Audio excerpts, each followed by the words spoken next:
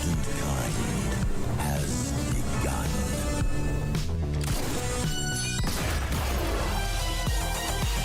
Welcome to the future. Who's this clown? Not clown, Joker.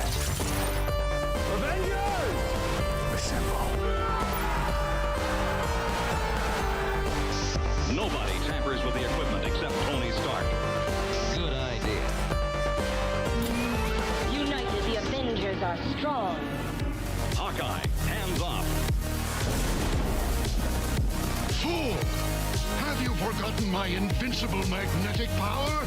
Not this time, Magneto. My mutant brain senses danger. Something unseen is slowly spreading its poisons, edging tempers.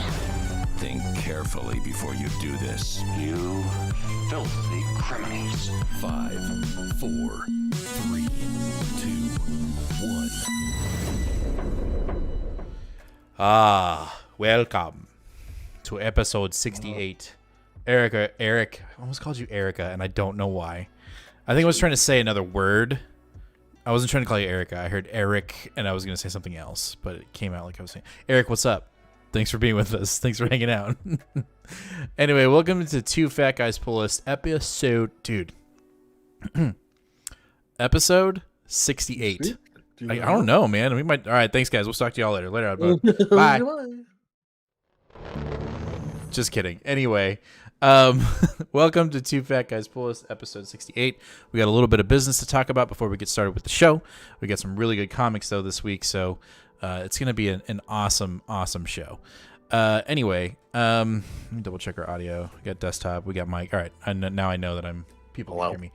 First, we're gonna talk about our giveaways that we're doing. We jumped up a bit. We're at 538. We were at 534 last week, so we got some subscribers. But when we hit 500 or 550, we'll be giving away this 8.5 Batman Adventures issue number 27 homage cover. Pretty sweet, awesome little book that we're going to be giving away at 550 subscribers. And as always, if you have been watching Two Fat Guys Pull List, or you're currently not a subscriber, and you're like, should I subscribe? Yeah, you should, because when we hit 1,000 subscribers, we're giving away this 9.8 CBCS graded Amazing Spider-Man number 4 first appearance of Silk. So make sure to share this out if you're already subscribed and you know people that like to read comics that haven't subscribed to Two Fat Guys Pull List. Make sure to let them know to subscribe because they will enter to win this big book. And we're giving away other slabs at 50, increments of 150 milestones as we go. So 650, 750, 850, 950. We've got giveaways for all those, and then 1,000 is the big one. The other thing we need to talk about really quick is I hit the wrong thing. Is our Two Fat Guys Pull List premium and upgrade attachments, are basically things that you can buy on brainycomics.com. Brainycomics.com is the website to our local comic book shop here in the DFW area. Collected Comics and Games. Ron is our guy, our man. And so if you go to brainycomics.com, buy some stuff, and you want some surprise exclusive covers, you can do your Two Fat Guys Pull List upgrade for $8, which gets you one, really awesome random exclusive cover of a comic. If you do the premium for $15, you get 2 exclusive random covers in your shipment included. These exclusive covers can range anywhere from $10 to $15 to even $20. So, it's a pretty decent deal if you're looking to get some more exclusive covers, some random exclusives put into your collection. So go over to brainycomics.com, do a little bit of shopping, then look for the Two Fat Guys Pull List, search for the Two Fat Guys Pull List upgrade and or premium upgrade, and put that stuff in your basket and check out and get you some exclusive covers from brainycomics.com. So that's going to do it for our business. Let's get to the show. So usually we start the show every week with our X books. We're doing something a little different this week because there was one book that just really stood out when it came to Marvel that we wanted to get to while it was fresh on our mind. And that is Donny Cates's Hulk and Ryan Ottley's Hulk number 1. I know you were cautiously optimistic for this book, more cautious than optimistic. for this one. I was just ready for a new Donny Cates book. I think we were both ready for a new Donny Cates book. Sure. But this one, you know, I had heard the premise a week before it came out, which was this idea that Banner was more of the bad guy, or the hothead, if you will, than the actual personality of Hulk. And it seems like that's the direction we're going, but it's a lot deeper than that. I am such a Hulk novice that, like, this is the first Hulk comic I've pulled. So I'm still just, I don't know what it is. Am I dumb or something, and I just don't 100% get the Hulk? It's like, okay, well, Bruce Banner, and it's not Bruce Banner, but sometimes Bruce Banner and the Hulk can both exist at the same time in physical space, and sometimes they can't, and there's 1,000 different Hulks, but now there's also different Bruce Banners too, and it's just like... It really took me a minute, and I don't think this is a Donny Cates thing at all, but it just took me a minute to really, like, get into Hulk mode, where I was like, okay, there's only one physical form here, which is the Starship Hulk or whatever. Which we'll get to. Yes, which is just whatever. There's a Hulk that's in physical space. Yes. And then there's a Hulk that's in personification in the brain, and there's Bruce Banner in the brain. There's no Bruce Banner body out in real space right now. Right. So before we get into the into the issue, so Banner and Hulk hold one physical form, right? There's Bruce Banner, normal human, and then when he hulks out physically into the Hulk, right? And then, like you said, doesn't, right? Because there's like multiple storylines where they both coexist at the same time. I don't know anything about that. So I think what Donnie is trying to do here is still establish what Ewing established, and I think other people have established. I would assume, again, I'm somewhat novice when it comes to Hulk outside of I read Ewing's Immortal Hulk, right? And so in Ewing's Immortal Hulk, what up, Rod? What up, Mike? What up, Patty? Eric? All right, so what's up? Anyway, in Ewing's Immortal Hulk run, we established that there are multiple personalities within Banner's brain. And so in trying to use that idea, multiple variations of the Hulk have been assigned to the multiple personalities within Banner's head. So he has a multiple personality disorder, I guess you could say, or that's what it is. Right. So, Ewing had a shit ton of just a lot going on in Banner's brain. We had multiple variants of Hulk that were coming through the years that he assigned personalities to. And so I think Donnie in this book tried to stay true to that idea, except he whittled it down currently, as of this issue, down to two personalities, Bruce Banner and the Hulk, right? He, how I want to say 50. I'm sure there isn't 50, but Ewing had a shit ton. So I think what Donnie did in this issue was try to stay true to Ewing's idea of these multiple personalities controlling one body. But he will, as of right now, there are only two. We may get more. Donnie may expand on Ewing's multiple personalities theory on the Hulk, and we'll have to wait and see. But I liked the direction we went in this book. I think we both were like, hey, we got something here. Donnie did what he does really well, which is do very outrageous things. That being said, I think we did some pretty complex things in this issue, and I'm all for it. So you kind of mentioned it before.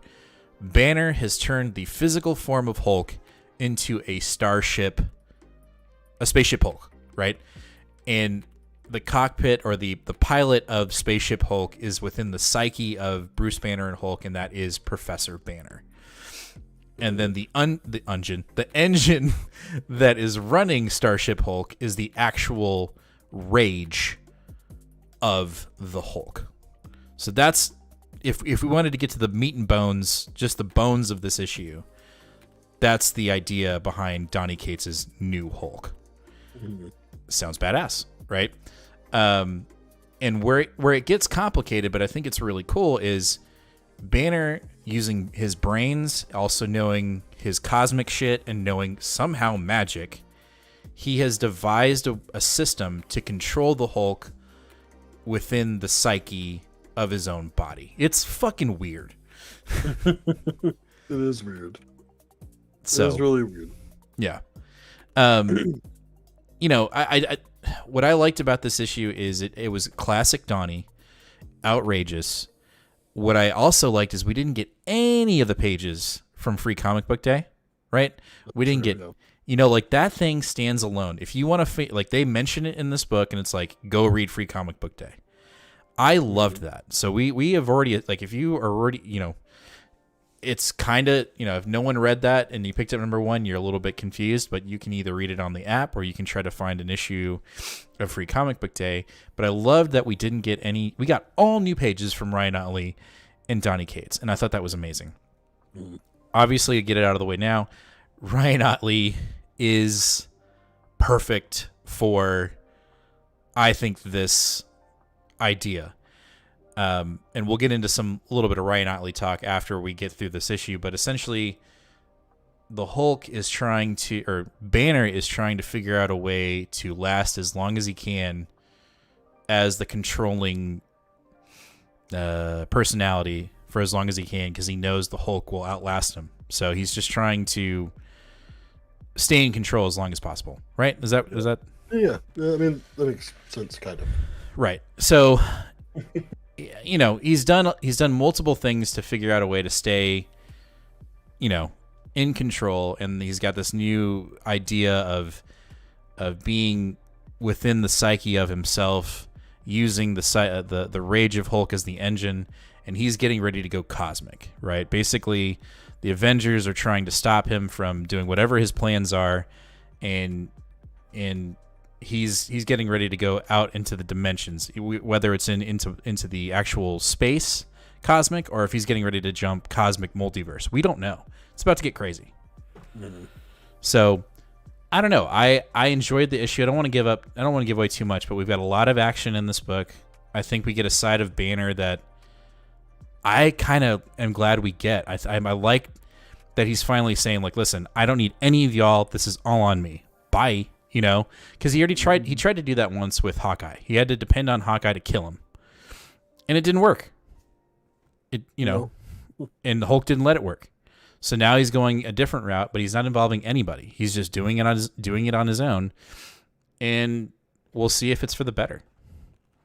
Yeah, that was the other thing that we talked about before the show or a couple days ago. Was this version of Banner feels very, very similar to Donny Cates' recent Donald Blake interpretation. Right. Just this, like, I've been the feeble doctor that has been looked down upon in the past. I was just used as the piece to a monster, but I want to be the monster, or I want to be the center of attention, or whatever. It's just they just seem like really similar characters to me, and so I'm a little bit leery of that, but I'm not like, ooh, no, because overall, like, I mean, I was very pleased with the issue. I thought it was fun the entire time, and again, the prospect of him actually going to space, very exciting. So Brandon says Venom was a bit underwhelming for sure. Starship Hulk sounds like a fun idea to me. Haven't picked up my pulls this week, but I was worried that Cates wouldn't take Hulk as seriously as Ewing. I mean, it's a completely different direction. I definitely don't know how philosophical this run is. Yeah, like Ewing was he was almost biblical with his runs. But I think we're only going to get better. I think the other cool thing that we liked about this issue is that there's a lot of callback to previous Donny Cates works, which he does a lot. But the biggest thing was the callback to the King in Black events, where Iron Man was able to get a hold of a Celestial Iron Man suit, which he still has, which gets used in this issue. We're not going to really talk about it, but it is used. But I don't know. I like seeing, like you're saying, outside of the Donald Blake comparison, I really like seeing Banner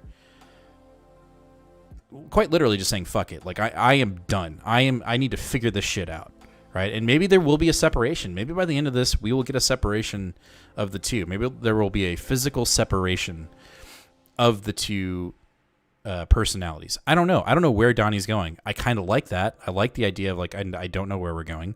I will say it now. I think we're going to get a Cosmic Ghost Rider appearance, if not for a while. I think he's going to show up in this book because he's going cosmic, right? He's going interdimensional. He may even time travel. Makes sense. Yeah, I think that the limitation or the boundaries are limitless for this book. One thing I want to talk about is Ryan Ottley. I think he was asked a question this week about, how long are you staying on the book? We really, someone was basically saying, like, please don't leave this book. Like, you are about 50% of this book. Like, and so he brought up the question. So he's always been curious about this. What's the expectation on an artist? What's your expectation? Should they be on for the first arc and then they leave, or should, blah, blah, blah, blah, blah.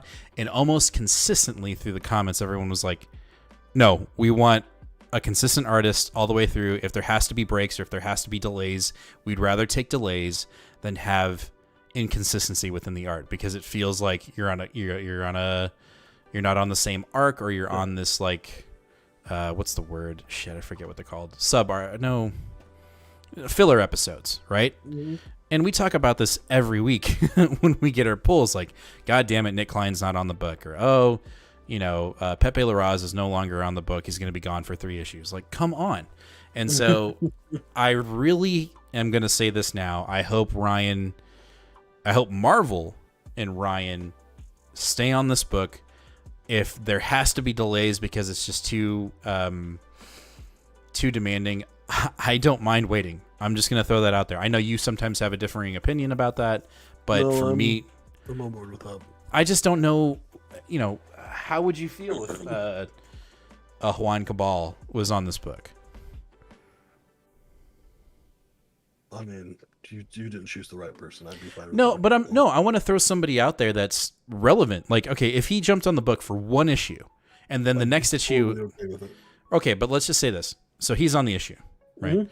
Then we get Pena from XMen, right? And then we get RB Silva.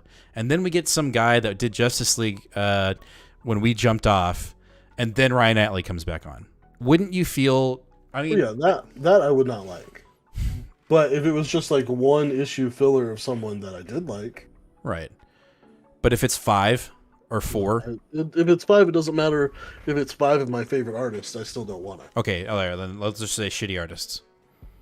Well, I especially don't want it. I'm saying even if it was my favorite artist, I still wouldn't want it. So, I gotcha. No, we'll see. I hope Ryan isn't planting seeds already, like, I'm only here for the first arc. Like, I'm going to be really disappointed if that's the case, because I think it demands it. Like, this is basically, if you've read Immortal is it Immortal? No, Invincible, right? What's the comic he was on? It's Invincible, right? Invincible. When it changes to him, I mean, it's brutal. And I think Marvel hit it right on. I don't know if it was Donny Cates or if it was Marvel, but whoever suggested Ryan Ottley, kudos. It just works. Mm-hmm. So anyway, let's see. Rod says the Venom #1 in one way fit with Venom 200 and 200. Eddie pretty much made it seem like Dylan was Venom, and they bonded. Then in issue 1, Eddie is telling him, "Don't bond with me, Venom." I agree with that. People in the comic group dodged me and said I didn't know what I was talking about, and I was on the wrong for saying that. Now I see spec dudes don't read books. Thanks. Okay, all right. So there's like a whole different thing going on there. Yeah, we're not. I mean, that's going on about Venom, but I do think you're right. That massive difference. I almost think you're 100% right that those books were being written. So almost concurrently that little mix-up happened because they were being written at the same time, and because they're two different editors and they're not worrying about what's going on. Yeah. Anyway, Hulk #1. This was my pick of the week until another book showed up. But this was my pick of the week. and then something else showed up. But again, this was a fantastic book. If you're hesitant to read it, I think you should read it. The free comic book day isn't necessarily a necessity, but it definitely helps, I think. I think if you really want to get the full story, you need to read the full comic book day Hulk story and either get it on the app or try to find an issue at your comic book store. I'm sure they have it. But Hulk #1, I really enjoyed it. I think I'm excited to see where it goes. I hope. Here's the thing. I'm ready for what Donnie does well, which is create new characters and just make everybody go insane about it. And we're already pulling it, so we don't have to worry about not getting our copy. Right. All right, let's jump into our X books with issue number 5 of X-Men from Gary Jerry, Pena Carlos. I actually liked this issue, but this is a filler issue again. It just doesn't. If you take that statement outside of it, it doesn't feel at all consequential to Hickman's run. No, not the slightest bit. Outside of humans inching closer to discovering resurrection. Outside of that, this issue was pretty bland. I mean, I did enjoy it. I'm just like I'm realizing now that Hickman's run just really set up Krakoa, and that's about it. Yeah. I mean, you're right, and I have a little bit more critical eye on it, just because I think I am more. I agree with your assessment. I think I'm more harsh on it because I'm kind of getting tired of saying it because it's like the 4th week in a row. But the fatigue from X books in general, from mutant books, is so high that I don't even know if I'm giving them a fair shake anymore. Like, I didn't even read our next book because I looked at it and I hadn't read the previous issue. So I was going to have to read 2 issues in a row. And I was like, I've got, $7 of comics here that I won't. Like, they're literally sitting here. And I just don't care. It's Wolverine. Like, who doesn't like Wolverine? Anyway, X-Men 2, I was like, only thing that keeps me here, honestly, is the team. I love this team. This is a really, really good team. And Rod says it right there. The last issue was Nightmare and Jean Grey. This one is Polaris. I thought the feature of Polaris was great. I liked the insight at the gala and Jean basically, digging deeper into Polaris's thoughts, even to the point where she hid them from herself. I thought that was great, and realizing that she really did want to be a part of the team. She didn't know if she could live up to the expectation, and we realize now that she can. I mean, she literally uses Wolverine's body as a puppet to kill things. Like, when I saw that, I was like, oh shit, this is awesome, Rod says, I'm done with Excalibur and New Mutants. I would highly suggest that I'm still on. yeah. I'll let you. Excalibur, if you want to jump off, fine. Well, I don't think it's over with. So. Right, but New Mutants, dude, I think you need to reconsider. I'm just saying that. I mean, we can respectfully disagree, but I'm just saying New Mutants is dope. Like, well, and you see, Brandon said that you subscribed to nearly all of the Dawn of X books, and now I'm down to just the main X title and Inferno mini. Things have fallen so far from the House of X heights. You're right. I started with every single one too. I'm still, the only thing that I've dropped are the things that have ended now. Like, I dropped Way of X, but then it ended, or not Way of X, X Corp, and then it ended. Mm-hmm. Hellions, it's ending. Hellions is ending. So like, we wouldn't have dropped Hellions if it kept on going. We would have kept on. Hellions kept on going. I would have kept. But like, yeah. Marauders, I'm only gonna get the since we're changing teams. I am interested in a Steve Orlando pins Marauders team, just because I think the LGBT representation in that book could be really good and interesting to read. However, I think I will for the trade format on that point. Actually, and that's the other thing, is I think that's just going to be my way on a lot of these books, because these X books are so hit or miss. Like right now, I've got an entire shelf of Dawn of X that's just like, man, even if I want to sell these things, I don't know if anyone out there would pay me 50 cents for 50 cents an issue for these things. You're right. Yeah, and like we're about to talk about Wolverine and whatever. I think the thing that I have hope for, this is more of a general X-Office discussion now rather than just this issue. This issue was fun. It just was filler. That was the only thing. And I agree with you, Brandon, about saying that Jerry Gary needs to raise the stakes. It's ready. It's time to, if this is going to be your book, let's go. Like let's get some consequence, kill some team members off. I'm sure we're waiting for we're waiting for the consequences of Inferno. We'll see where that takes us. Which there is some news on that too, but we won't talk about that today. But anyway, that's where it is. But as in general, I think the X-Office is heading towards minis. I think X-Office is heading towards 5 to 6 issue minis, little mini events here and there, and XMen and a select other, maybe 2 or 3 other books will continue. And I think that's going to be Marauders and New Mutants. I think really I kind of like that. If it were just those 3, and obviously Wolverine is going to continue on, but I'm close to the edge on dropping it. I know you're ready to drop it. You're going to drop it. I'm going to give Life and Death of Wolverine a chance, and I know you are too, but I'm just saying if that series, if that little mini if it's not game changing, right? If it's another Trial of Magneto, then I'm probably done with Wolverine. I'm just going to be honest. Like, I want to move on and see what we've got next. But yeah, so that's kind of where we're at there.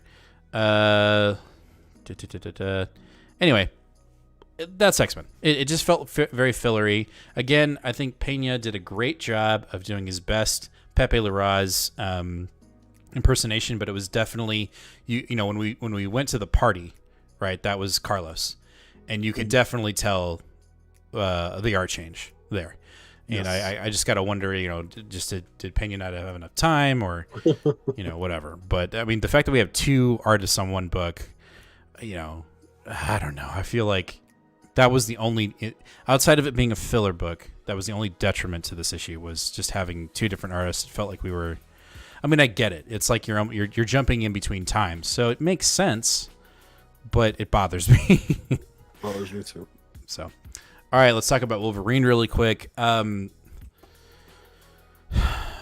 Okay, so the last issue, we were dealing with Maverick, and Maverick was getting ready to betray Krakoa. Well, he betrays Krakoa here, and it's all to get... it's basically what it is the auction house that Logan was in like 5 issues ago and completely ransacked it. They hired Maverick to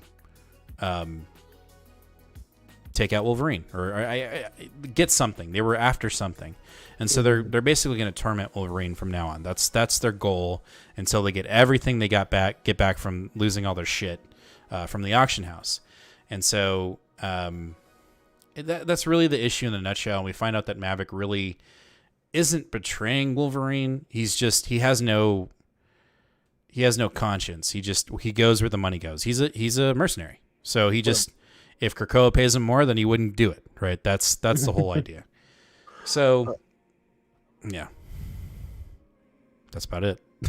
Okay. There's not a lot to talk about it. I mean, the problem I have with these issues, specifically Wolverine and X-Force, is that they don't have any connectivity to what's going on with Inferno, and that seems to be the problem with a lot of the X books. X-Force, Wolverine, Excalibur I exclude because they're just dealing with some completely different other shit. Same thing. New Mutants has connectivity. We get this happened. Hey, this is going on with Trial of Magneto. Hey, this is going on with Inferno. So I like that. But X-Force, this book, and even Marauders, the past 2 issues of Marauders, have been completely, they're not connected whatsoever. And that bums me out. It's a complete turnoff. Yes. I do want to address something Brandon said earlier. He said, good luck with X lives and deaths. I think it's a theme that has been overused in recent years. I'm skipping it. I definitely understand that. And I will say that one of the things that keeps us on books, I think, a little bit longer is for situations like this where you just want to be on the book, but you can't do it, and we're kind of biting the bullet for you. and kind of letting you know where it's at, what's going on. That's the only reason why I'm picking the book up. I think if the show wasn't here, I wouldn't even be doing it. But right, I think we owe it to you guys to at least, try it out and let you know how it is without you having to waste your money on it. We'll waste our money first. For sure. And Rod says, tell me why y'all like Excalibur. This should be a good talk. You go. You go first. I really like Excalibur because I like the makeup of the team. I like Betsy Braddock as a character. And I am particularly fond of British lore. I have a history degree, and my minor specialty was in Irish and English relations. So, like, things that are like English lore just interest me. So, like, automatically that gives like an extra boost to it.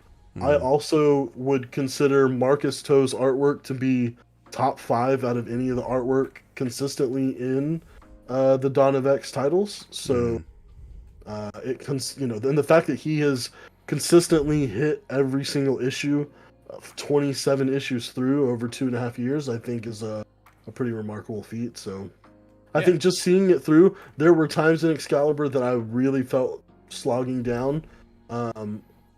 Ironically, Ten of Swords was probably when it felt the boggiest, and Excalibur was supposed to build up to that, but really after Ten of Swords was over, I think it really shined. I think Tini Howard was able to tell an otherworld story that I really enjoyed. Well, that's really all that I was going to say about Excalibur. Is I'll be honest with you, Excalibur after the first 6 issues, I was really stretching them. I was really like, dude, I don't know if I'm going to stay on this. We were doing the werewolves and stuff. Correct. We are wolves. And it was Apocalypse, after really looking at it, it was Apocalypse gathering everything he needed for the X-Gate, right? That's what he was really doing. And then Ten of Swords happened, and I loved Ten of Swords. I loved the Alpha. I really didn't like the tournament because it was only because of the marketing. The marketing was like, no. The in-between through the series was just kind of garbage because it was like, haha, pulled one fast one on you. It's just these tricks and games. Yeah. Right? But then the Omega for Ten of Swords was, it was epic, and there was consequence, and the stages were set within Excalibur to deal with Otherworld, not just the Merlin magic King Arthur stuff too. Like, we were getting the vampire realm, and like we were getting ideas for all the otherworld realms, right? And we're expanding on that, and then on top of that, Tini Howard and Hickman sprinkled in Apocalypse's children within Otherworld. Like, Death is with the vampires, and I'm so want to know if there's going to be any explanation and/or expansion on that, because like Death's got a thing for Storm. I'm down. Like, I like that idea of like him creating an alliance with Storm and like conquering whatever else they want to conquer. I liked the idea of Betsy being, I liked it. I liked, former Psylocke, now Betsy Braddock, being Captain Britain, using her psychic blade and then getting the Twilight Sword. Like, it was all cool. I thought it was great. And so now that we're past Ten of Swords, and Tini Howard is now allowed to just focus on Otherworld and the mutants and how important that relationship really is. And she's expanding on this civil war, and like, it just feels so much deeper than the first, 9 to 10 issues, between 6 and 12, where it was just kind of like, yeah, let's just get to Ten of Swords. That was really weird. And so I like that. I like that we're building a lore. It feels like we're building a world.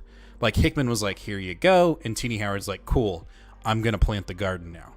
And I feel like she's capable of doing it. And I know a lot of people don't agree with that, but I thought it was good. And I'm ready for it to continue. I hope it doesn't end. And I think it might be. Yeah, I think it probably is too. That sucks. Anyway, Roddy says, I love Betsy, one of my all-time faves, but the team, like Jubilee and Shugo, that could have been left out. Storm and Death was sexy. Get it? So, I was going to say that. I don't totally agree with the team until now. Jubilee is That's kind what of I mean. That is what I meant. I'm at the Okay. team now with Bay and Shatterstar. Like Shatterstar. Thank you. Like Bay is in it now. Shatterstar is now there. I think that's a character that needs way more attention than he's really getting. I love the dynamic between him and Richter. Jubilee, yeah, I get how that's kind of and also Gambit. I think Gambit's kind of been forced into that role, and I love Gambit. See, I think Gambit's great. I like him on his own. I like him without Rogue. Right. I feel like them being together is so overused. That's why I was happy with this team because now Rogue's gone. No, I agree. I like Gambit more, but I still feel like he's foreign to the team. Like I think we could be getting another underused mutant currently. I think Gambit could do better in Marauders. You know what I'm saying? Like I think you'd be way better in Marauders than in Excalibur. I think we could get another radical, never been used before mutant on the Excalibur team that would just be game changing. Right. So anyway, Rogue, Gambit, and Jubilee had no reason to be in Excalibur. I kind of agree with that, Rod, just a little bit. Like I think I'm on board with that just a tiny bit. Jubilee was so popular in the 90s. True. I love them, but they're not in that book. I see what you're saying. I definitely see where you're coming from. But anyway, that's our TED Talk. Wolverine, meh. All right, let's jump into Black Panther issue number 1. I think we both really enjoyed this issue, but we want to know more. Yeah. Right? Yep, that's 100%. So, first I will say Juan Cabal. You just mentioned him, so I was very happy with the whole issue. He didn't have any of his there were a couple of times where he did his really unique small, really small panels or really big movie poster stuff. He did do that a couple of times. But. Yeah. Well, overall, this issue, I think it's good. You know, we get a sense that, again, we didn't read the previous arc or story, but essentially, Panther has lost his reign as king. He is now, just someone within the parliament that's an advisor, and it's bothering him. He can't just be direct and make a decision. There has to be democracy. There has to be governance. There has to be acceptance. There has to be the different points of view coming together and coming to one decision, and it bothers the shit out of him in this book.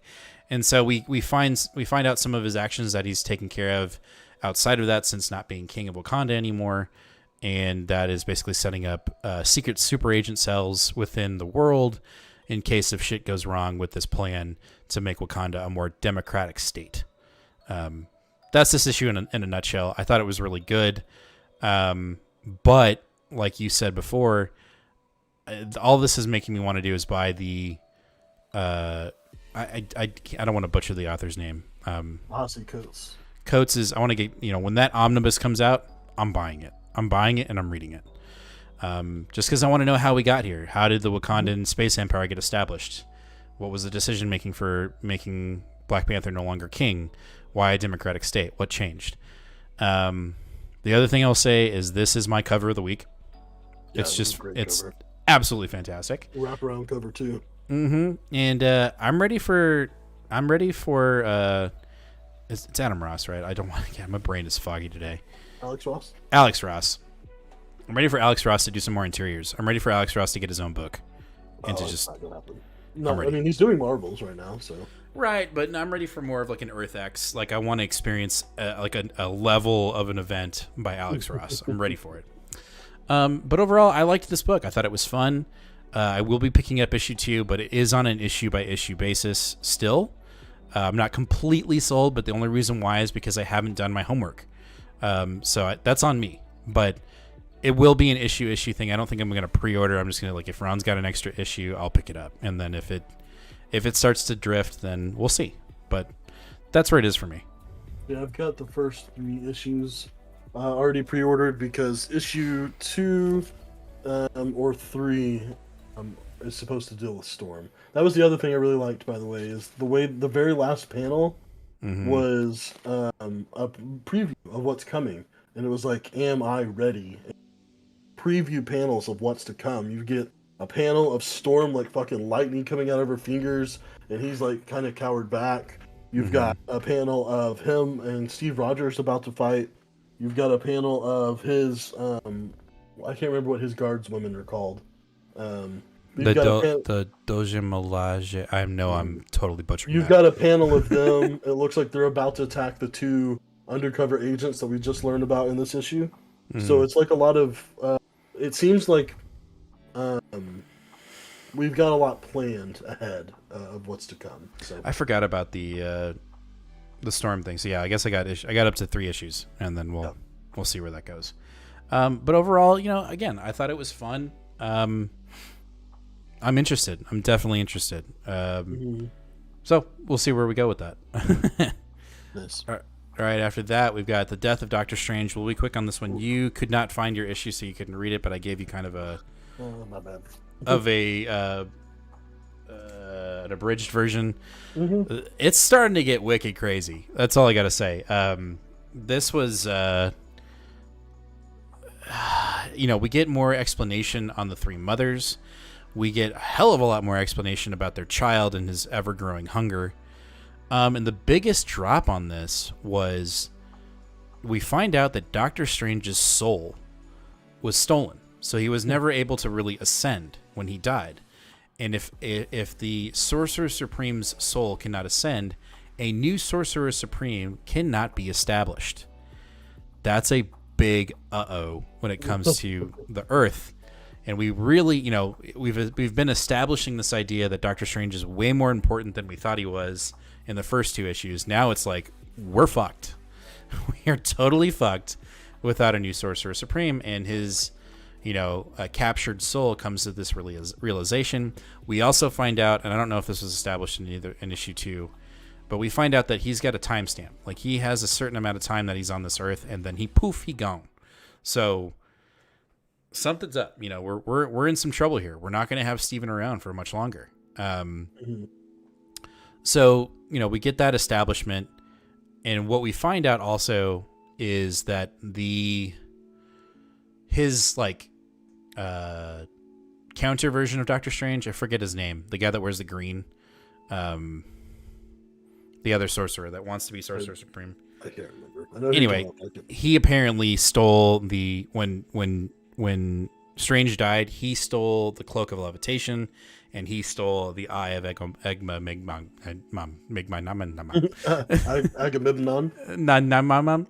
Anyway, he stole it, so they're after him right now. But then the other thing we see is the 3 mothers feeding their child, and it looks like a shadow version of a Watcher. It's got a giant, massive forehead, big ass head, and small body with spikes coming out of it. It's crazy looking. So we get our first appearance in this book. So if your comic shop still has issue 3, go get it. There is a first appearance in this book. Really great. So I enjoyed it. I think this issue had the most weight out of everything, and I'm even more into it. We've got 2 tie-ins coming in next week. One of them I'm super stoked for. One of them not so much. But I'll read it, and that's the Star Fox one, or I don't remember what her name is. Winter Fox or Winter Fox. Yeah. And then we have Spider-Man. So looking forward to that. Yeah, we'll see what happens. Jim McKay is the man. I agree with you, Rod. If this is true, why haven't any of these enemies invaded the Dark Ages universe yet? Strange died in issue 1. I just don't know if Taylor's, I don't know if, I think he's going in a different direction, but I see what you're saying there. That, or maybe he's not dead. Maybe he's still inside the Earth, waiting for someone to break him out. McKay and Taylor need to compare scripts notes. Yeah, different universe. We'll see. Maybe there's still time. But overall, Doctor Strange, Death of Doctor Strange, I'm digging the event. I'm liking it a lot more than I thought I was going to. I was a little concerned, a little worried, but I'm loving the direction we're going in right now. Nice. We'll see if that happens next week though with the tie-ins. Right. Yeah, that'll be a big factor.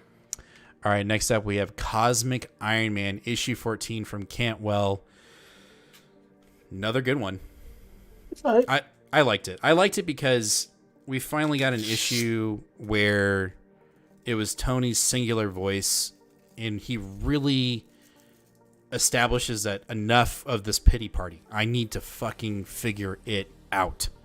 Yes. And he finally did. Yes, that part I liked. That part I liked a lot. And I am glad. I think Cafu's been back on the book for a couple issues now. We had that break where he wasn't there, so I really enjoy his art. I enjoyed how big this issue felt. Like, it should have felt big. It did read fast though.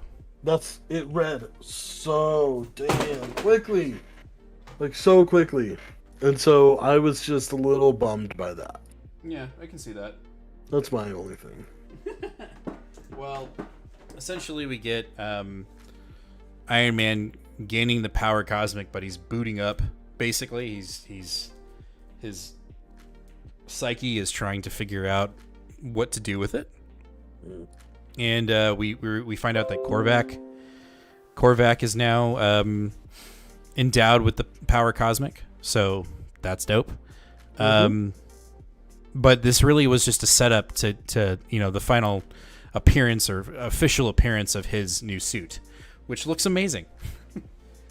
Yeah, I like it.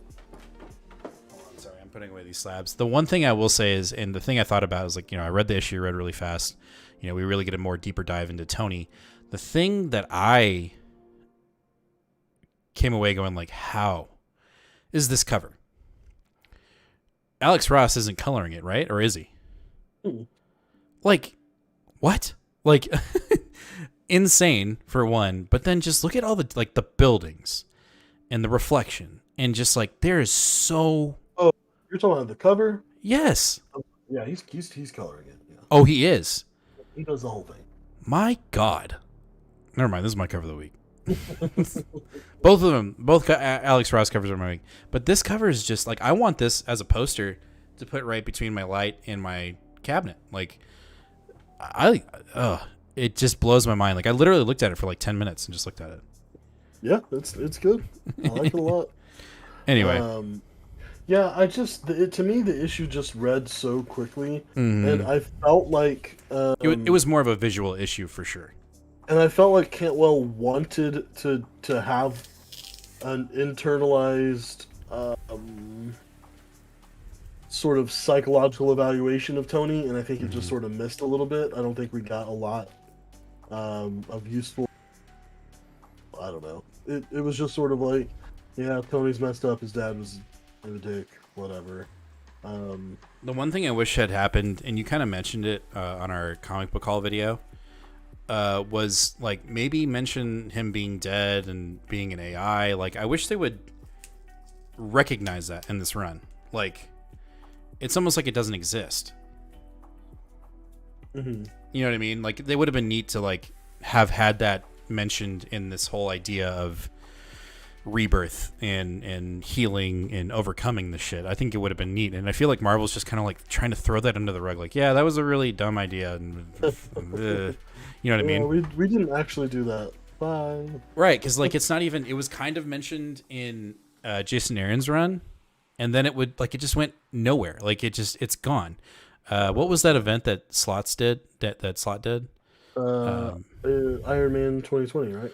Yeah, and like they, the pandemic hit, and they were like, that one's got to go. Cut.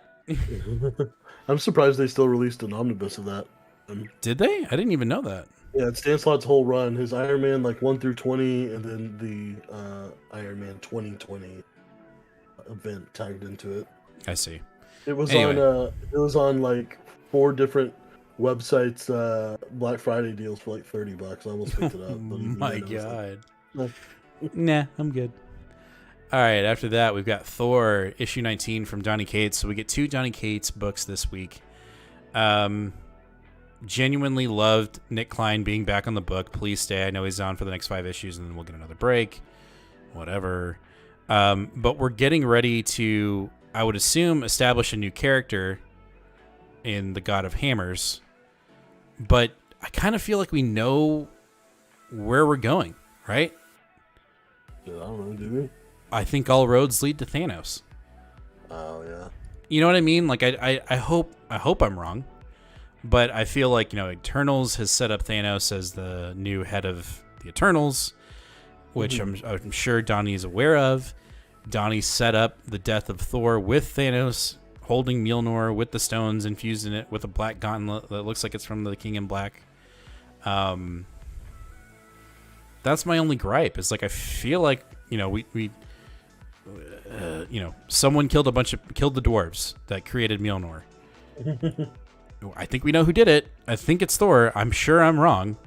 But that's my only critique of this issue is like there's this mystery of who stole the hammer. Well, it's Thanos, right? Like we got the preview page and his death, so it has to be Thanos.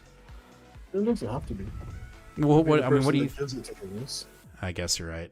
I don't know. That was my only kind of like. I dug it. I thought it felt like Kate's. I loved the intro at the beginning. We're getting a little bit more history on Mjolnir and where its origins. We get an establishment of the Celestials and the King in Black being very, very old beings that aren't necessarily. They're just old. They're old as fuck, and they've been there forever. We get that, which I liked. I liked the dialogue between Thor and Sif, and where Sif is just kind of like trying to counsel him, and Thor's like, "I'm gonna go find this fucking thing." It's like, so get the fuck out of my way, But I liked seeing the aftermath of the dwarves being killed, but I just feel like I hope I'm wrong. But this one was a little like it was good, but I feel like I know where we're going. Mm-hmm. So I don't know. I mean, I don't know that he's necessarily hiding it. I think this is just the journey there, right? Yeah, I guess. I guess it was underwhelming. I guess that's where I'm getting at. Is like I wanted it to be more, and maybe that's because we were reading Hulk, and Hulk was just so new, and Thor were 19 in, and like, we've already, Black Winter was dope. You know what I mean? And now we're, turning Thor into a Herald of Galactus. Fucking amazing. So, I'm just waiting for that next big, like, oh, didn't see that coming. And I'm sure it's coming, but this one was just a tad underwhelming. And I hate saying that. Yeah. Because I like supporting Donnie. Right. But anyway, it was fun. It just felt a little underwhelming. Brandon says, this is a good time to jump on Thor. I've heard a lot of positive buzz. No, there's a lot of positive buzz. And this is, outside of what I said, I do think it is a good place to jump on. I just don't know. It doesn't feel the same, if that makes sense. Like it just doesn't. I don't know how to say it. It just, I feel like the flame has tamed a little bit, and I'm sure we'll get into some more issues and it'll get crazy, and I know, and it will. But this one the setup didn't feel as grandiose and massive like it always has been, when the issue first ran, like when the first arc started, or even the Donald Blake arc started, like it was like, woo! It was good, but I don't feel like this arc's hook hasn't hit like the previous arcs. That's my only like criticism to it, and I'm sure it'll ramp up, and I'm sure Donnie will, in with the combination of Nick Klein, it'll just fucking take off. But currently, it just felt a little underwhelming. That being said, the end of the issue was like, oh, that was cool. Like seeing the aftermath of Mjolnir being used for destruction, that was intense. And we get a little bit of that on the cover. Like we do see this stuff on the cover. It's pretty intense. So we'll have to wait and see. Getting to this, it was a good one. Last issue was good though. Patty says that's the way to do it on a garage is the place for mine. So Venom number 2 is next week. Yes, it is, Rod. I believe so. Stefan, what's up? Rod, you think it was good? I think it was good. It just wasn't issue 1 or issue 2. Or I don't know. It just didn't feel as intense as the other ones. Should I go buy the trade of Kate's kickoff, the run instead of? You mean like the previous run or this?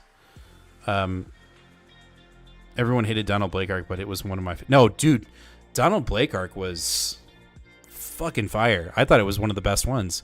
I think it held its own against the previous Black Winter arc. I think it did a great job. Like No one had even thought of Donald Blake. Even Nate was like, I don't care about Donald Blake. And by the end of it, he was like, this was amazing.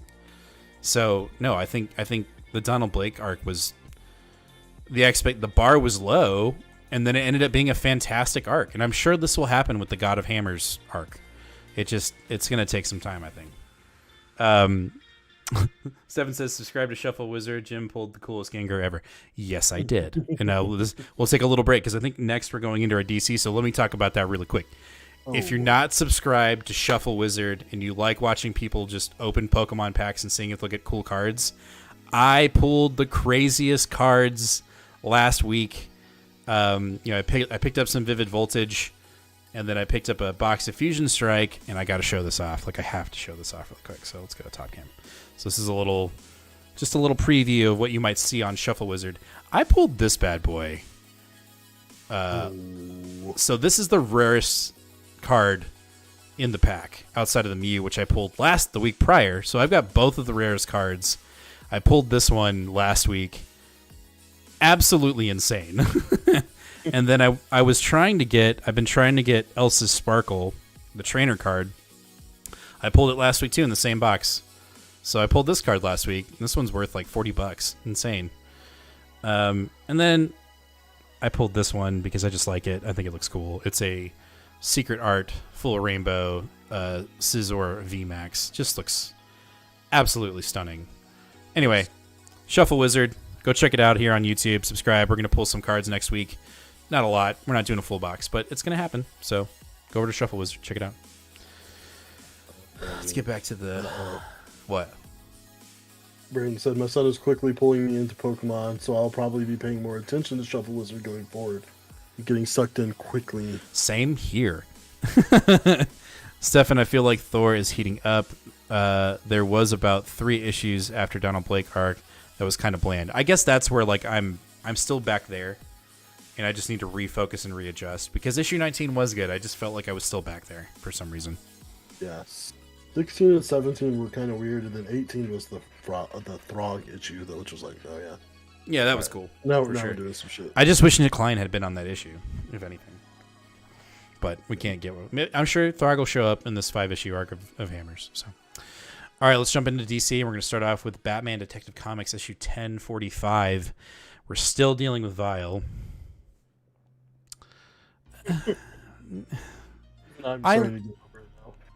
I'm over it. I did like the issue. I hope we're done with it, though. I hope Vile is done. There's no way we're done with Vile. He got zapped by a giant bug zapper in this issue. Yeah. I'm kind of over, I've been over Vile since, 3 issues ago. Okay, so I'm over Vile. The issue wasn't bad. No. I like that we have our normal artist, Mora, on here, Dan Mora.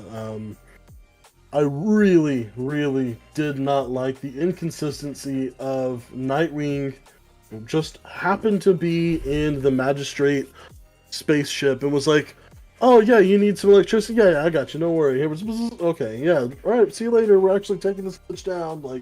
I guess if you really stretch it, you can make it fit, but it just seemed too obviously wrong. Well, what before that happened and it threw me off was this issue happens between Batman right after or before or during 10-13, and I'm like, or 11-13, 113. God damn it! That was immediately I was like, well, then why do I fucking care? It's the thing's over. This should have came out simultaneously with Batman. You know what I mean? If this is actually Batman. It did as much as it could. Right? It says, it tells you at the beginning, it takes place with issue 113. I don't like it. Well, that's how publishing works sometimes, okay? I know. Anyway, the cool thing about it, though, I will say, is we get to see the mayor kind of figure shit out and is like, I really gotta fix this city. Well, no shit, dude. So, we get that he's going to start being more involved. Maybe he'll start actually using Batman as an ally. We'll have to wait and see. But overall, I'm just sick and tired of Vile. I'm ready to move on. And we're going to be getting Fear State a lot more often. So this little mini Fear State event better be fucking good, because I'm ready. Remember, isn't Batman Detective? I'm sorry, the Detective Comics book, isn't it coming out like bi-weekly or like every other week? But it's not Fear State. Fear State's over. I'm sorry, I didn't mean to say Fear State. I meant the Detective Comics. Yeah, but it's this. Did you read the backup? No. I literally told Dude, you didn't read like 2 of the books that we've already covered. Yeah, because they're shit books. And No, they're not. Doctor Strange, Death of Doctor Strange was good. No, I lost that book. I told you. But you didn't read it. Because I lost it. How am I supposed to read it if it's lost? Go get another copy. So the Detective Comics run is not going to have anything to do with Vile. It's a whole new run. It's dealing with them rebuilding a huge tower, like 100-foot skyscraper on the ground where Arkham Asylum was. It's going to be called Arkham Tower. So is Batman going to be involved in this, or is he's going to be in Europe, right? Bro, no. The timelines. That's not how concurrent books work. Trust me, it took me forever to get over that, but that's not how concurrent books So work. Batman's going to be... this is how irritated I am, but you can't even see me talk. Batman's going to be involved in this book when he's in Europe. No, because the timelines are not concurrent. That's not how comic books work. It's dumb. That's just how it is. Dumb. I don't know what to tell you. You should probably move on. If your state is done, we're about to be 3 fat buys. Anyway, yeah, okay, I guess. I mean, it was okay. All right, Flash, issue 776. I will harp this as much as I can. 774. I know it's been we're already 2 issues away from it. It was trash, and this is what we should have got. This was fun. I liked this book. I liked the involvement. I loved the D&D of it, and I liked the scavenger hunt in it. Though I could never find the triangle, the golden triangle. Did you find it? I didn't go look for it. Oh, you suck. You didn't play the game. I didn't. Who cares? Well, I wanted to find it. I'm reading books. I'm not playing games. This was almost my pick of the week just because of how fun it was. Because I wasn't expecting it, right. And they didn't make a whole big spectacle out of it, like kind of like they're doing with the Nightwing issue. I almost kind of just wish that the Nightwing issue would have come out and we would have been like, "Whoa, holy shit! This is an entire panel, like one panel. That's cool." And they didn't do that with this, which I really like. So like the Dr. Fate pulls the Flash into a 2-dimensional Elseworlds area, whatever you want to call it, 2-dimensional place. And he basically, turns around and points directly at you, the reader, and is like, you have to help us. So like at any given point, they're about to be overwhelmed, and you have to they're like, oh shit, turn the book over. And so like then the book is oriented this way, so you're literally reading it as they crawl up through, this 2-dimensional place. I really liked it. I really enjoyed it. The story was fine. It was just sort of like a little, hey, we're trapped in a place adventure story. I think it was more just for the novelty of it all, but I liked it. I liked it enough that I'm still interested in where we're going with this story. So I'll probably pick up 777. I'm in the same boat. I'm a issue by issue basis. If Ron's got an extra issue, I'll pick it up. Yeah. I enjoyed it, and I'm just still salty that 774 was just it was so bad. It just was not good. What I also don't understand, and I've been looking like crazy just because I literally already talked about this, but I'm like really starting to want to pick things up into trades and not just singles, because some of these singles are really bogging me down. And for some reason, Flash is not being solicited into a trade at all. Like literally, it's the only book that had a new writer revamp for Infinite Destinies that has so far made no mention of a trade whatsoever. So if you want Flash, you got to pick up the singles. You're not getting the trade. If you're getting a trade, it's not going to be for probably like a year. Wow. Well, looking forward to it. It was fun. Different take, and I like that. Kudos. Yeah. All right, Robin, issue 8. Red Fast tournaments finally, I think done. Love interest between Heartbeat, Knockout, Punch Heart. What was her name? I can't remember. Anyway, especially not after all that. Damien's gonna get a girlfriend. That's great. What's her name? Flatline. Flatline. So we get that, and then Hawk kills Robin. Just literally breaks his neck. They fight for a while, and then he's like, "Nah, dude." And then the demon has been resurrected on Lazarus Island, and Hawk's like, "I'm the only one to defeat the demon." And Robin's like, "Nah, bro, I'll help you." And he's like, "Go away." And then the demon literally punches through Hawk. Flatline fools, that's right. I liked the issue. I like that we're just like getting over the Lazarus tournament and we're getting into more consequential shit. Might get a little weird though, but I'm for weird. I'm down for some weird. I'm fine with some weird, but I'm ready for consequential shit because it feels inconsequential so far.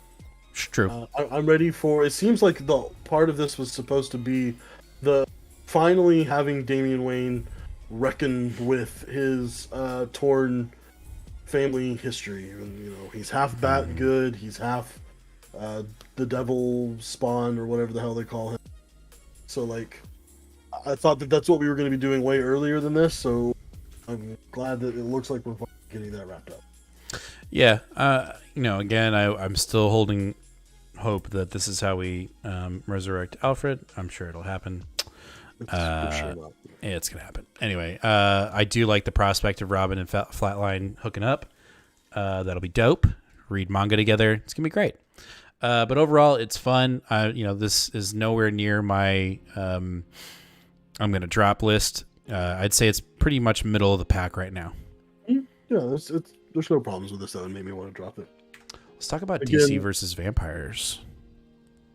But you were going to say what? I was just going to say also Joshua Williamson writing it while he is now taking over the Batman book as well. Expect some Tom Taylor style crossovers between two people writing books that are so closely intertwined. Mm-hmm. I think it'd be dumb if he didn't write them crossing over at some point or at least working together in some capacity. So I'm looking forward to that if that does happen. I wouldn't be mad about it at all. All right, let's talk about DC versus vampires. Now, you're not reading this. You didn't pick it up. I know you kind of went through the pages at the shop. Did you read any of the dialogue, or did you just kind of look at it and... Okay, so you didn't read it. I don't even remember what I saw, if I'm being honest. Okay, so, Tiny Onion. What are the DC characters he knows best? Bat people. Anything Batman. The Batman. Batman, the Bat Family. So this issue essentially is Batman recruiting the Bat Family to fight vampires and also testing to make sure and seeing if he can trust them. Has a meeting out in the daylight, makes them drink hot chocolate and tea that's made out of holy water, makes them hold crosses, the whole 9 yards. It seems like the whole Bat Family is going to be our murder-kill squad of vampires in DC versus vampires. Love it, right? After the meeting, they go, they have this meeting about what all this shit is about. The coolest thing about this is there's a line where he's like, these are the weapons we're going to use. And there's like fucking crossbows and stakes and axes and all kinds of shit. And Damien's like, wait, so you're going to let us kill now? And he goes, well, you're not technically killing because they're already dead. And he's like, sweet. While he like cocks a crossbow, which I thought was really cool. So that's a majority of the issues. Them, we have our players that are going to be killing vampires. I'm sure we'll get we'll establish other characters to be part of the team, but it looks like the core team of DC versus vampires is going to be the Bat Family. And I know I'm pretty sure there's somebody that's already a vampire within the family. And I think Bruce has quite literally, used all these variants of how to kill vampires and just taken them for word. And I'm sure that it's not all just that. You know what I'm saying? Like we saw it with Green Lantern. He was using his willpower to shield himself from the sun. So he's still a vampire and nobody knows, right? So there's that. And also his dialogue between Alfred and Alfred's like, well, why didn't you test me? and Bruce is like, last night's bath was entirely holy water, so you're good. And he says, like, so if you had taken your bath and died, I would have known. And Alfred's like, good to know. Cool. All right, thanks. So the end of the book is where I had my oh shit moment. Rod says, I hope it's Damien, her, and not Damien and John. Or, no. Yeah. And her, not Damien. And her, sorry. John already has a boyfriend, so I don't think we have to worry about it. So, at the end of the book, Green Lantern, Hal Jordan, wants to talk to not Wally West. Barry Allen.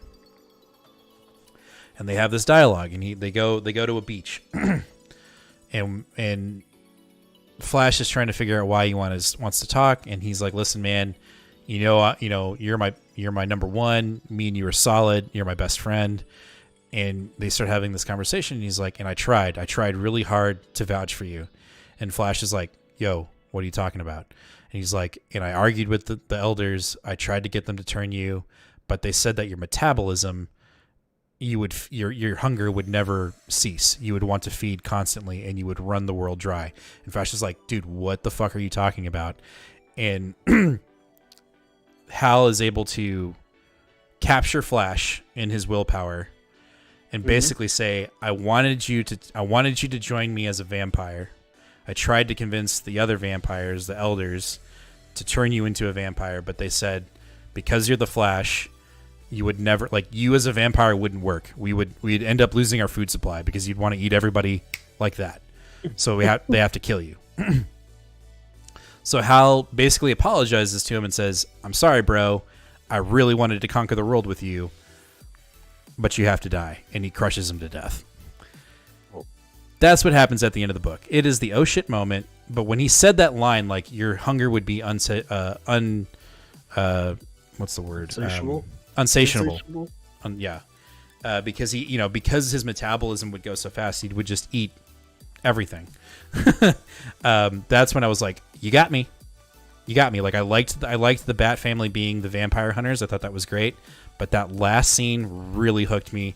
I will be picking up issue 3, just because it was so intense. Like, I mean, the fear in Alan's eyes. He's just like, wait, and it's over before he can do anything.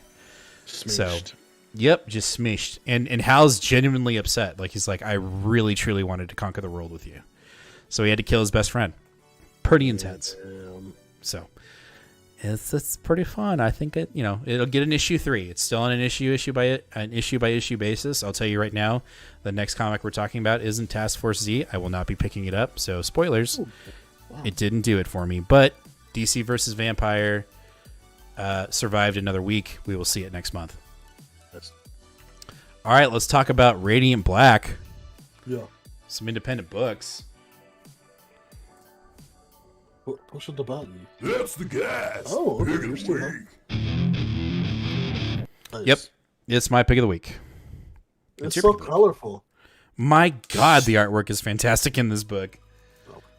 I mean, the artwork is great, but I think Igor Monti, the colorist for this issue, needs to have like the #1 shout out for how well this book looked. Because not only was it super colorful, which is easy to do, you just use the palettes, whatever, but the way that he used color to show transitions between different layers of existence, it's really awesome. The way that shadows were used, even when they were in one part of existence, which was really only reds and purples, but everything still looked almost three-dimensional. Literally at one point, he literally just completely changes the entire style of color and with pasta, and you get like the splatter paint effect. Whatever. It was phenomenal. It was the best looking comic that I picked up in a while. Yeah, and then the story was really good too. Where I think the biggest reason why this was my pick of the week outside of the artwork was Kyle Higgins finally got me to care about a character I gave 2 shits about. Yeah, he did. Because we finally got on a human level with this character, and it was like, why are you such a failure? Why are you such an ass? And it's because he hates himself. He hates himself and he hates his friend. He actually hates his friend. Subconsciously, he hates his friend for being so successful, even though he's not that successful either. But the difference between the two friends is that Nathan actually takes chances and works on trying to... What? At first I was like, huh? No. The character. I mean... That's I got it. Anyway, his friend actually left town and pursued his dreams, and he's pissed off at himself for not doing the same thing, and he's also pissed off at his friend for having the guts to do it. He's envious of his friend, and so the entire issue is the Radiant asking him, why are you really here? Why are you really trying to save your friend?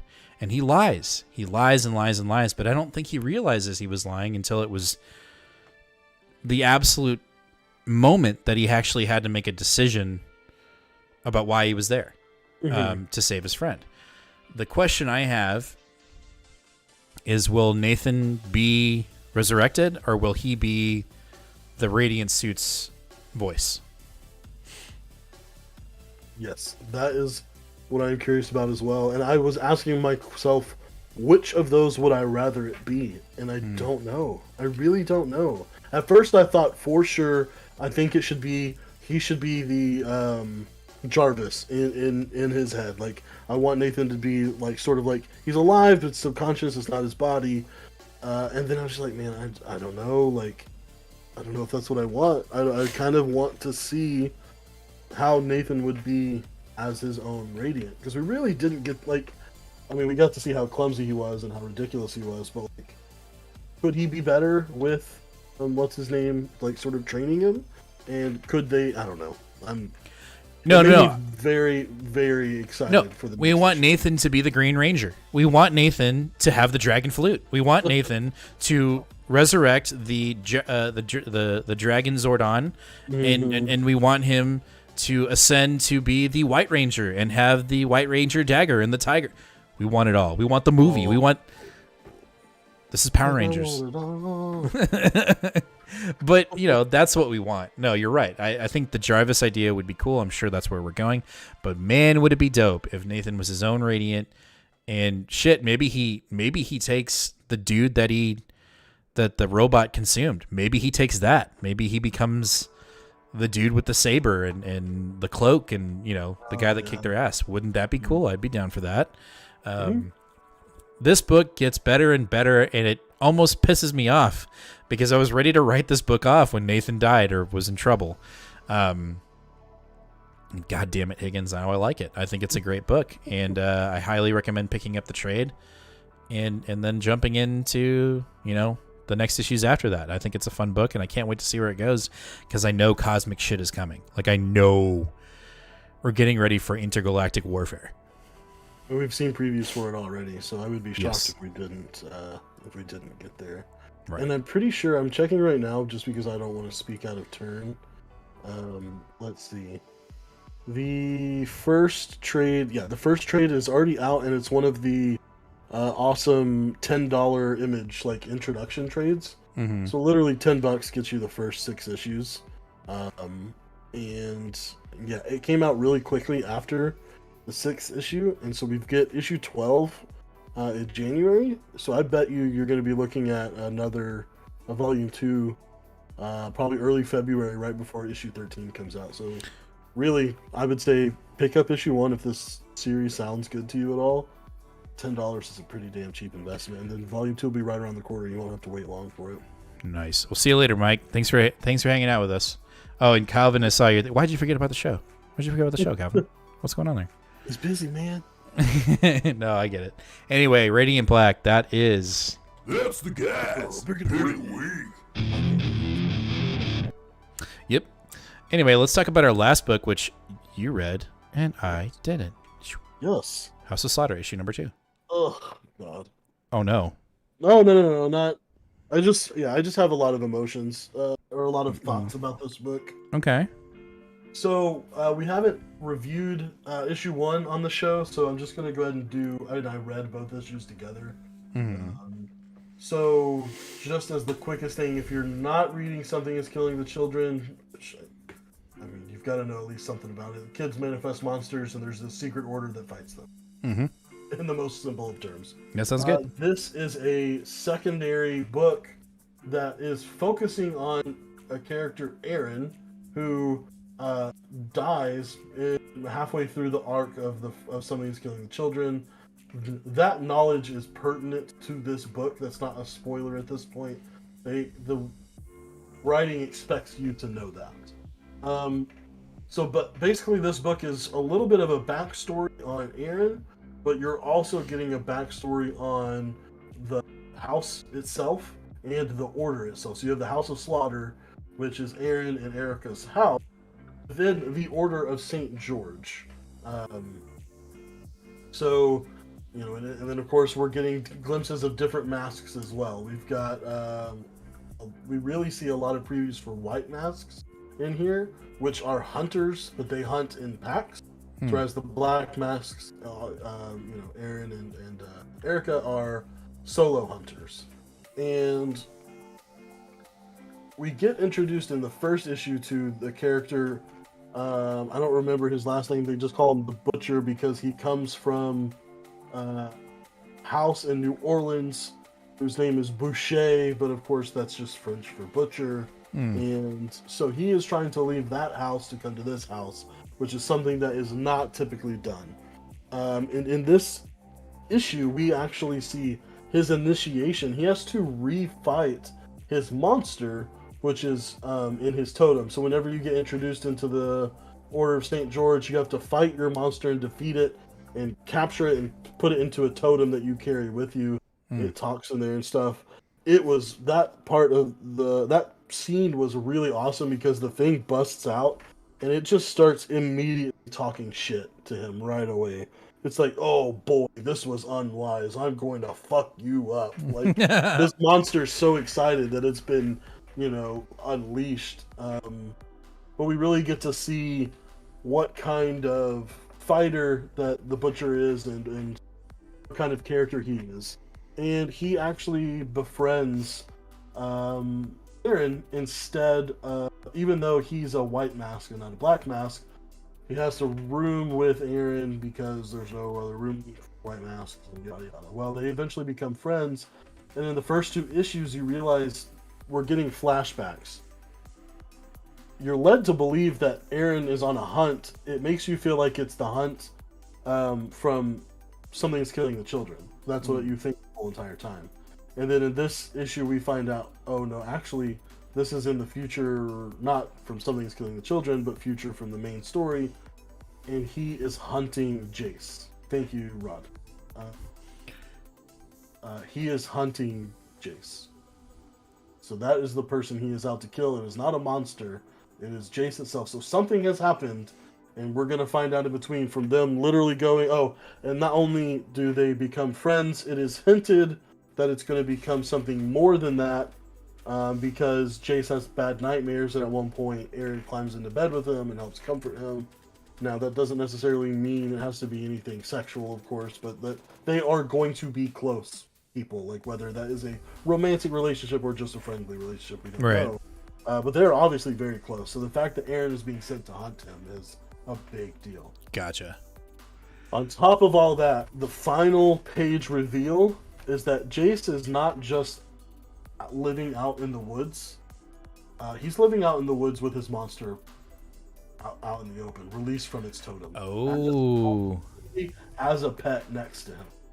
Like, when we first walk up to Jace and he's surrounded by fire, he's talking, and Aaron is confused because he can't tell if he's talking to him or something else, and it turns out he's been talking to the monster. Oh, shit. Because the monster is purposefully unleashed from its totem. Oh, fuck. So I'm very intrigued with what this story is going to be. I'm a little frustrated because it feels like, how much is this story going to matter? But then that's what I felt after the first issue. It was like, does this really matter? Like, we know Aaron dies, we know this guy dies, blah blah blah. But by the end of this one, I was like much more intrigued because I like the character development. Again, of characters that are going to die, but it's the way that these characters are developing other characters in the world of Something is Killing the Children, and we're getting a flesh out of the Order and the houses as well, which I think is pretty important if you want to make this a big deal, which it seems like they're going to do because of the Netflix deal and all that. Right. Which eagerly waiting for that for sure.